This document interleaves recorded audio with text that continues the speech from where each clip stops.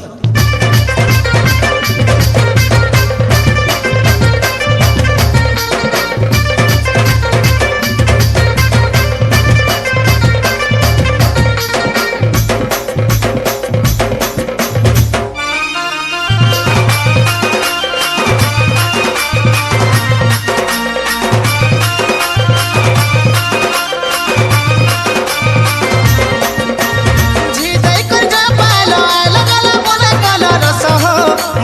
रस हो मूल करी छने खाए हंस सीला रात भर भी गलो समझ वाली सर कलो रस हो मोली फूल रस हो मूल मूल करी खाए हंस नागर गुना समझ चिन्हा लुहरा पिठा पंखी हिर बार के टगला बेले ओटा गोला मलकी टुकरा डाको नर्दे आलो धरी पिठा पसरा नाक तरा तरा सिंगन ढेड़ा एक तरा तरा चिपरा रे एक तरा तरा चिपरा गोड़ धोई करी खटा छने पस हो मोली फूल रस हो मूल मूल करी खाए हंस मोली फूल रस हो मूल करी तुम्हें खाए हंस।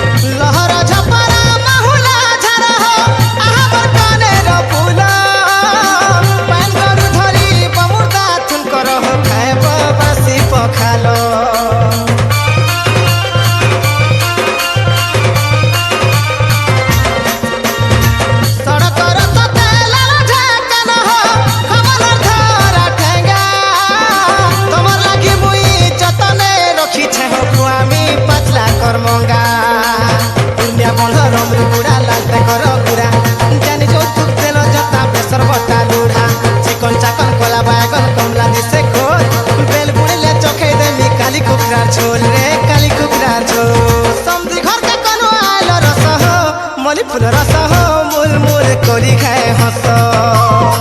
मोली फूल रस हो मूल मूल करी टिके हंस।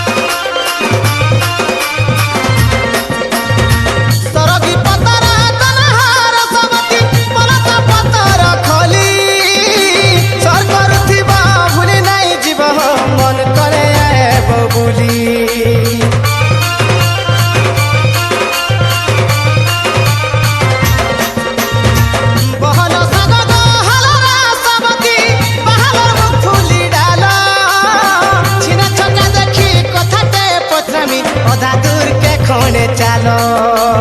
गोर नहीं न अच्छे मोर चाबी देले बिस करसी कहि दियो तार ना काटा छ माथा जो ठाणसी और दिस छे बड़ा सुंदर नहीं न कबाट ताला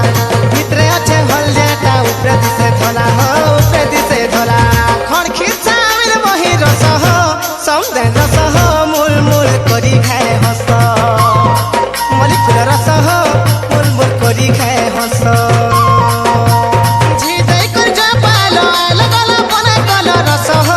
मोली फूल रस हो मूल करी छने खाए हंस सीला रात भर भी गलो समझ वाली सर कलो रस हो मोली फूल रस हो मूल मूल करी खाए हंस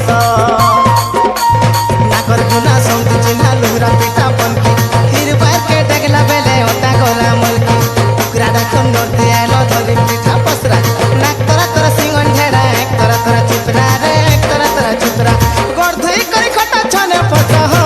मोली फूल रस हो मूल मूल करी खाए हंस मोली फूल रस हो